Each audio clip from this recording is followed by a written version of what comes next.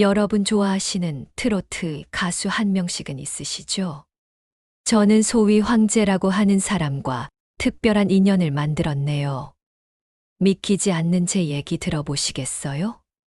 요즘에 나는 하루의 대부분을 고요 속에 머무릅니다.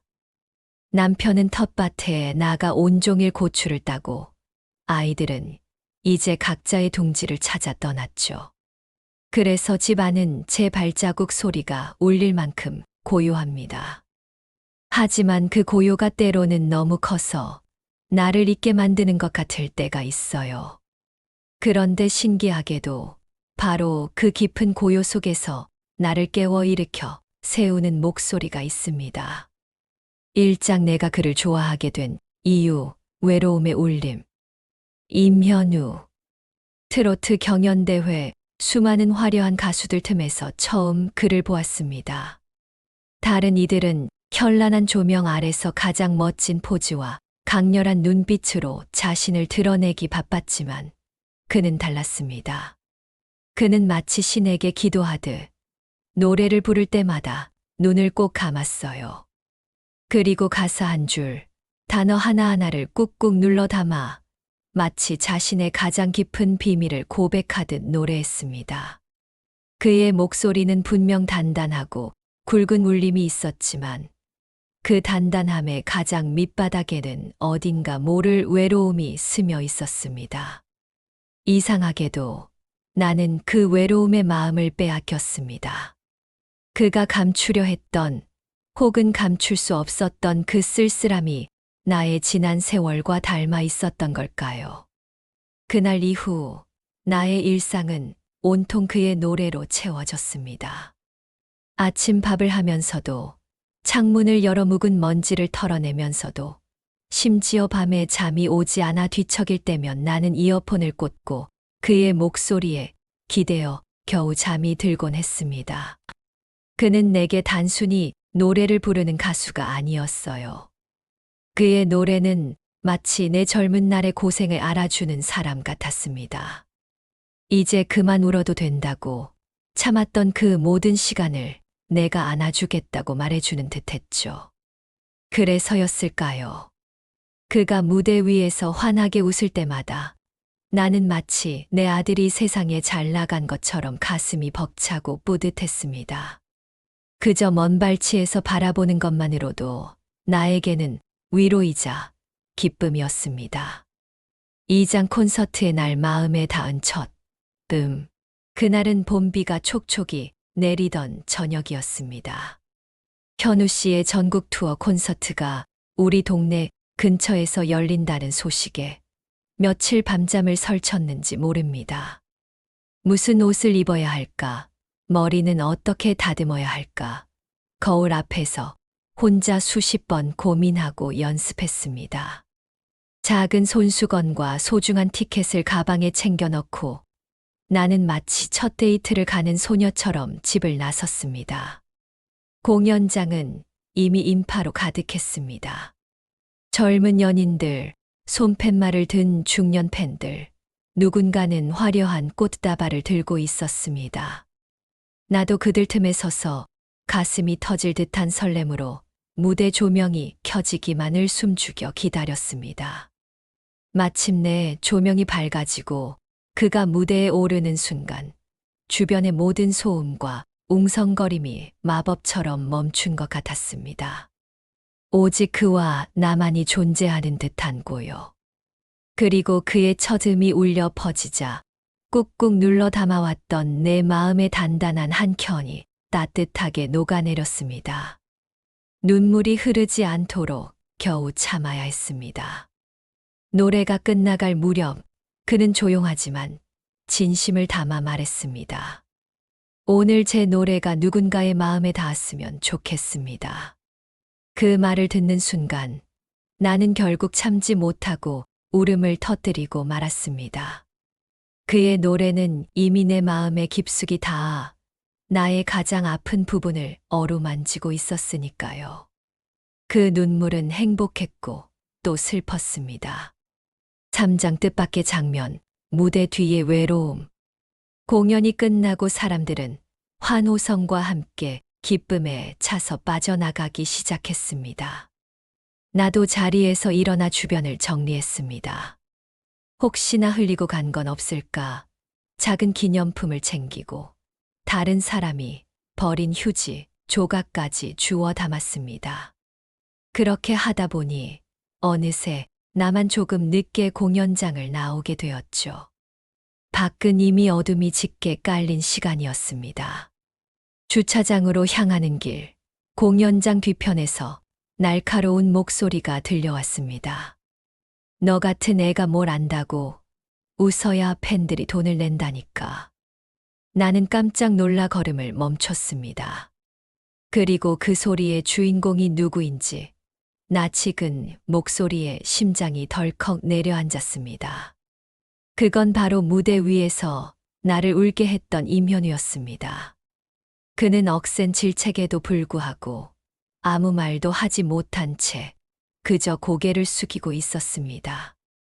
무대에서 보았던 따뜻한 미소는 온데간데 없고 그의 얼굴은 차가운 무표정이었습니다. 그의 눈빛은 텅 비어 있었고 마치 모든 열정이 식어버린 듯 차갑게 얼어붙어 있었습니다. 그 모습을 본 순간 내 마음이 저릿하게 아파왔습니다. 나에게 그렇게 큰 위로를 주었던 무대 위에서 그토록 따뜻했던 사람이 무대 뒤에서는 이렇게 홀로 외롭게 서 있다니. 나는 그 자리를 얼른 떠나고 싶었습니다. 그가 나를 보지 못하게 그의 상처를 보지 않은 척 하지만 발이 차마 떨어지지 않았습니다. 그저 가만히 아주 오래도록 그 서글픈 뒷모습을 바라볼 수밖에 없었습니다. 사장 주차장에서의 눈물 잃어버린 자신의 살. 겨우 마음을 다잡고 나는 서둘러 주차장 쪽으로 발걸음을 옮겼습니다. 그런데 내 차 근처 어두운 가로등 불빛 아래에 누군가 웅크리고 앉아 있었습니다. 그의 어깨는 아주 조용하게 하지만 멈출 수 없는 슬픔으로 흔들리고 있었습니다. 그는 두 손으로 얼굴을 가리고 있었습니다. 눈물인지 밤새 내리던 봄비인지 구분할 수 없었지만 그 모습은 너무나 아파 보였습니다. 바로 조금 전 무대 뒤에서 보았던 그 사람이었습니다. 임현우. 나는 잠시 망설였습니다. 이 젊은이에게 내가 무슨 말을 건넬 수 있을까? 하지만 그의 외로움이 너무 크게 느껴져 나도 모르게 조용히 아주 조심스럽게 입을 열었습니다. 밥은 먹었어요? 그는 화들짝 놀라 고개를 들었습니다. 눈가에는 여전히 굵은 눈물이 맺혀 있었습니다. 그리고 아주 작게 힘없이 쓴웃음을 지었습니다. 요즘은 밥 먹는 것도 스케줄이에요. 그 한마디에 내 가슴이 쿵 하고 무너져 내렸습니다. 세상의 모든 박수와 화려한 조명 속에서 그는 정작 가장 소중한 자신의 삶을 평범한 끼니조차 잃어버린 것 같았습니다. 그에게 밥은 더 이상 따뜻한 위로가 아니라 소화해야 할 또 하나의 일이었던 것입니다. 오장집으로 가는 길 낯선 위로의 언어. 나는 더 이상 망설일 수 없었습니다. 나에게 위로를 주었던 그를 지금은 내가 안아줘야 할 때라고 생각했습니다. 나는 용기를 내서 어쩌면 주제넘을지도 모르는 말을 했습니다. 우리 집이 근처예요. 밥 한 끼 따뜻하게 하고 가요. 그는 놀란 듯 믿을 수 없다는 눈으로 나를 한참 바라보았습니다. 잠시 동안 봄비 소리 외에는 아무 소리도 들리지 않았습니다. 그러다 조용히 아주 망설이는 목소리로 물었습니다. 정말 그래도 될까요? 나는 나도 모르게 단호하게 대답했습니다. 밥 먹는데 허락이 왜 필요해요? 그렇게 말하고 나서 나 스스로도 내 안의 강한 마음에 놀랐습니다. 그는 천천히 고개를 끄덕였습니다. 차 안은 두 사람의 낯선 공기로 인해 잠시 조용했습니다. 그때 라디오에서 그의 노래가 흘러나왔습니다. 그는 창밖을 멍하니 바라보다가 아주 작게 슬픈 미소를 지으며 중얼거렸습니다. 제 노래지만 이상하게 낯설어요. 나는 핸들을 잡은 채 시선을 앞에 고정한 채로 조용히 말했습니다. 현우 씨, 그 노래는 당신의 가장 깊은 곳에서 나온 당신 목소리로 만든 위로예요.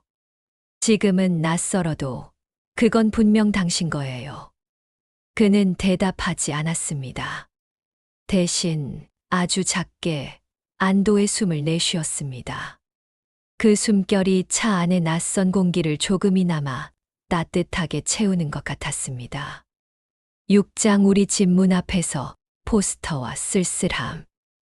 이면우 씨가 우리 집 문을 들어서는 순간 집 안의 공기마저 조심스러워졌습니다. 거실에서 TV를 보던 남편은 일어서다가 너무 놀라 말을 잇지 못했고 혹시나 늦게 들어온 줄 알고 방에서 나오던 아이들 아니 떠났던 아이들의 방을 대신 쓰고 있는 손주 녀석은 눈을 동그랗게 떴습니다. 이면우 씨. 남편의 목소리가 미세하게 떨렸습니다. 그는 머쓱한 미소를 지으며 고개를 숙여 인사했습니다. 안녕하세요. 갑작스럽게 잠시 신세를 좀 지게 되었습니다. 거실 벽을 따라 나의 숨겨진 팬심이 고스란히 드러나 있었습니다. 그의 포스터와 조심스럽게 모아둔 음반들이 가득했죠. 그는 천천히 마치 남의 집 구경하듯 그 포스터들을 바라보았습니다. 그리고 아주 작게 웃었습니다. 이렇게까지 좋아해 주시는 분이 계셨군요. 그 말에 나는 얼굴이 붉어졌습니다. 노래가 참 좋아서요. 그는 아무 말 없이 고개를 끄덕였습니다. 그의 눈빛에는 팬들에 대한 고마움과 동시에 모든 것으로부터 멀어져야 하는 쓸쓸함이 뒤섞여 있었습니다. 그가 이 평범한 집에서 어떤 것을 찾고 싶어 하는지 나는 어렴풋이 짐작할 수 있었습니다. 칠장 된장찌개의 향기 잊고 있던 온기. 나는 부엌으로 들어가 조용히 냄비를 올렸습니다. 가장 익숙하고 가장 편안한 냄새를 그에게 선물하고 싶었습니다. 된장 한 숟갈을 풀고 냉장고에 있던 마늘, 보드라운 두부, 그리고 아껴두었던 애호박을 썰어 넣었습니다. 자글자글 끓어오르는 냄새가 묵직하게 집안을 채우기 시작했습니다. 현우 씨는 식탁 앞에 앉아 두 손을 모으고 한참 동안 그 냄새를 깊게 맡았습니다. 그리고 아주 작게 거의 중얼거리듯 말했습니다. 이 냄새 정말 오랜만이에요. 밥상에는 화려한 것은 없었습니다. 갓 끓인 된장찌개를 중심으로 잘 익은 김치, 고소한 멸치볶음, 폭신한 계란말이, 그리고 내가 직접 담근 아삭한 깍두기가 놓였습니다. 그는 마치 귀한 보물을 대하듯 조심스럽게 밥 한 숟갈을 들었습니다.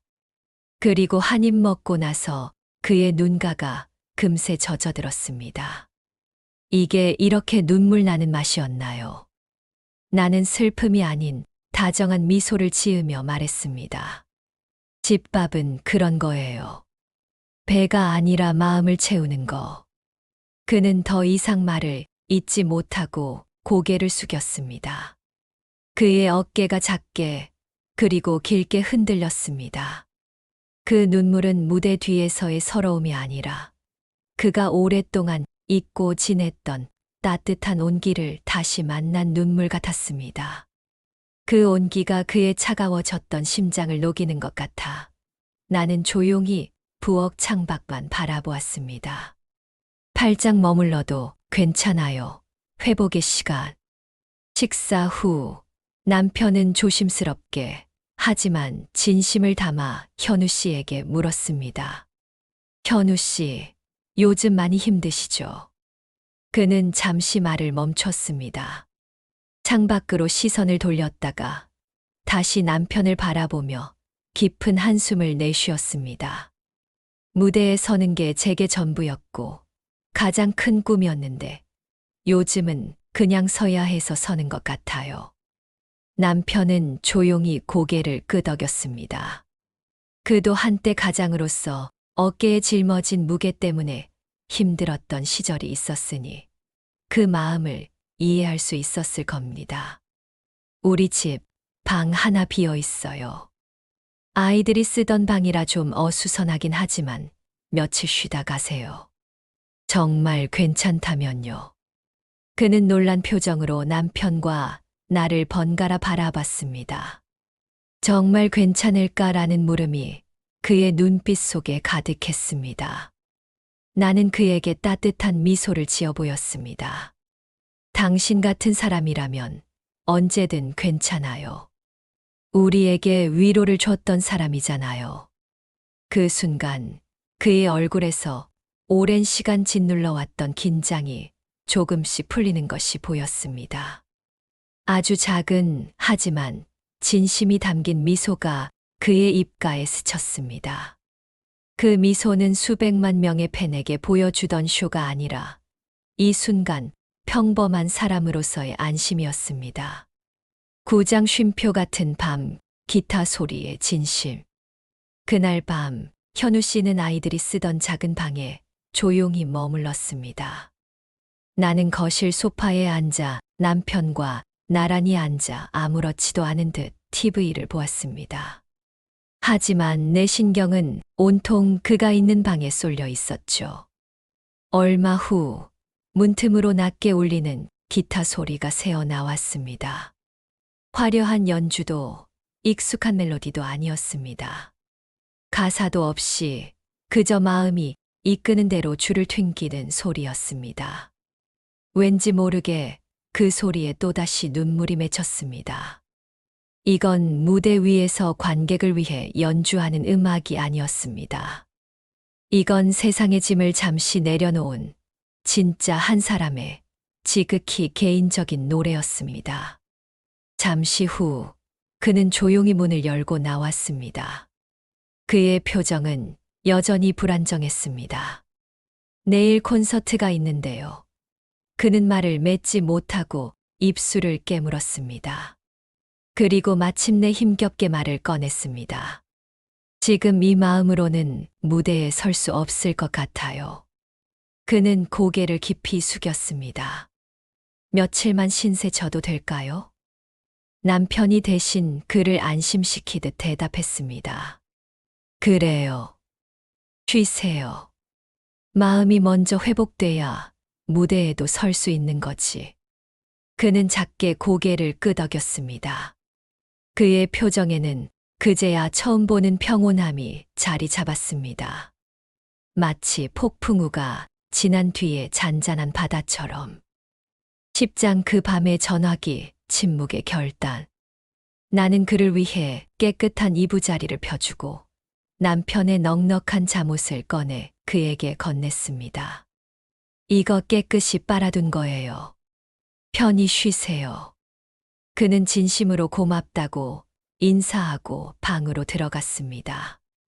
나는 불을 끄고 나오려던 그때 거실 테이블 위에서 작은 진동 소리가 났습니다. 그의 휴대폰이었습니다.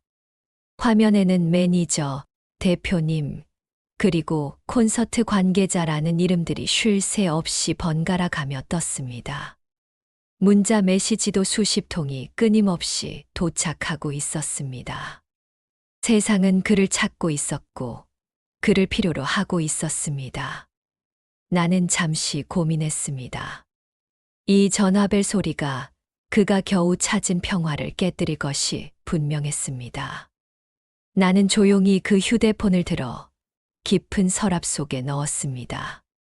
그가 잠든 밤, 고요한 우리 집 거실에는 어제 남은 된장찌개의 은은한 냄새와 함께 묘하고 깊은 평화가 흘렀습니다. 그 평화는 돈으로도 명예로도 살 수 없는 오직 쉼을 통해 얻을 수 있는 것이었습니다. 11장 깊은 잠, 나를 잃었던 날들.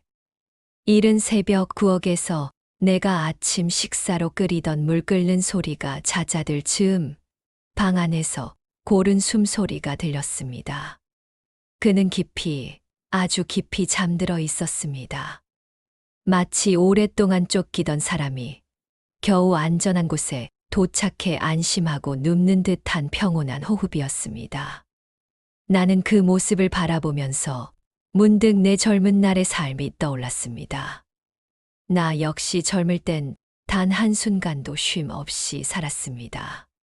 아이들 학원비, 빠듯한 생활비, 그리고 가장 중요한 나 자신을 잃어버리던 날들. 그 역시 화려한 무대 뒤에서 어쩌면 나보다 더 고독하게 자신을 소진했을 것입니다. 나는 괜히 마음이 짠해졌습니다. 이 사람도 이제 좀 쉬었으면 좋겠다. 그저 그 생각뿐이었습니다. 조용히 방문을 닫고 나는 내 자리로 돌아왔습니다. 12장 아침의 진심 스스로 정해야 할 것. 따뜻한 햇살이 부엌 창가에 스며들었습니다. 밥을 짓는 고소한 냄새가 다시 한번 집 안을 채웠습니다. 그때 방문이 살짝 열리고 그가 나왔습니다. 정말 오랜만에 푹 잤어요. 그의 얼굴은 어딘가 달라 보였습니다. 눈 밑에 짙은 그림자가 옅어졌고 표정에는 온기가 돌아왔습니다. 무대 위에서 보지 못했던 진짜 사람의 얼굴이었습니다. 나는 환하게 웃으며 말했습니다. 그럼 됐어요. 그거면 충분해요. 그때 서랍 속에서 조용히 진동이 울렸습니다. 그의 휴대폰이었습니다. 나는 조심스레 그것을 꺼내 그에게 건넸습니다. 이거 어젯밤에 계속 울리더라고요. 괜히 방해될까봐 잠시 두었어요. 그는 놀란 듯 나를 바라봤습니다. 죄송해요. 제가 신경을. 아니에요. 괜찮아요. 나는 부드럽게 웃으며 그의 눈을 바라봤습니다. 대신 지금부터는 당신이 어떻게 할지 스스로 정하세요. 그게 더 중요해요. 13장 선택의 순간 마음이 편해요. 그는 잠시 침묵했습니다. 휴대폰 화면에는 수십 통의 부재중 전화와 문자 메시지가 선명하게 떠 있었습니다. 그는 그 화면을 한참 동안 바라보다가 깊게 숨을 들이쉬었습니다. 긴 고민의 끝이 보이는 듯 했습니다. 제가 전화를 해야 할 것 같아요. 나는 급히 말렸습니다. 지금은 하지 말아요. 당신은 아직 쉬어야 해요. 그는 고개를 저었습니다. 그의 눈빛은 어제의 불안했던 그가 아니었습니다. 제가 만든 문제를 다른 사람에게 돌릴 수는 없어요. 그 목소리에는 단단함이 있었습니다. 나는 더 이상 말리지 않았습니다. 그가 스스로 내린 결정이었으니까요. 그는 휴대폰을 귀에 대고 아주 짧게 통화했습니다. 오늘 콘서트 죄송합니다. 지금은 무대에 설 수 없습니다. 그 말 한마디에 방 안의 공기가 순간적으로 멈춘 듯 했습니다. 그는 전화를 끊고 조용히 의자에 앉았습니다. 이상하네요. 그는 힘없이 하지만 맑게 웃었습니다. 처음으로 마음이 편해요. 14장 따뜻한 식탁 마음으로 듣는 노래. 나는 아무 말 없이 그가 좋아하는 따뜻한 밥을 식탁 위에 올렸습니다. 그는 조용히 수저를 들었습니다. 오늘의 반찬은 어제와 똑같았습니다. 된장찌개, 김치, 계란말이. 평범하고 소박한 식탁. 하지만 오늘은 분위기가 완전히 달랐습니다. 그는 밥을 천천히 음미하듯 씹으며 말했습니다. 이 밥 꼭 노래 같아요. 노래요? 나는 궁금해서 물었습니다. 네. 어제는 듣기만 했는데 오늘은 마음으로 들려요. 나는 조용히 웃었습니다. 그의 눈빛은 더 이상 어둡지 않았습니다. 조금은 편안했고 조금은 따뜻했습니다. 그는 고개를 들어 창밖을 바라봤습니다. 햇살이 부엌 유리창을 통해 부드럽게 들어왔고 그 빛이 그의 얼굴 위로 포근하게 번졌습니다. 15장 마음의 자리 다시 사람으로. 그날 오후 그는 마당에 나가 남편과 함께 텃밭을 둘러봤습니다. 남편이 묵묵히 말했습니다. 흙 만지면 마음이 좀 나아요.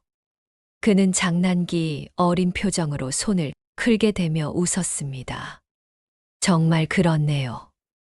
무대 조명보다 이게 훨씬 따뜻해요. 그의 손끝에 묻은 흙이 오후 햇살 아래서 반짝였습니다. 나는 마루에 앉아 그 평범하고도 평화로운 풍경을 바라봤습니다. 이 모든 것이 어쩐지 기적처럼 느껴졌습니다. 그가 다시 사람으로 돌아오고 있었습니다. 수많은 펜을 거느린 화려한 가수가 아니라 밥을 먹고 흙을 만지며 웃는 한 사람으로. 나는 속으로 조용히 중얼거렸습니다. 그래요. 이렇게만 있어도 괜찮아요. 그때 그는 문득 내 쪽을 바라보며 진심을 담아 말했습니다. 아주머니, 제가 이 집에 오길 정말 잘한 것 같아요. 나는 그저 눈빛으로 미소 지었습니다. 그럼 됐어요. 우리 집은 늘 밥 짓는 냄새로 열려 있으니까요. 그는 천천히 고개를 끄덕였습니다. 그 눈빛에는 이제 무대의 불빛보다 더 따뜻하고 깊은 빛이 담겨 있었습니다. 16장 그가 다시 노래한 날 진짜 사람의 노래. 며칠 뒤 그는 부엌 식탁에서 기타를 꺼냈습니다. 이곳에 온 뒤로 한동안 손도 대지 않던 악기였습니다.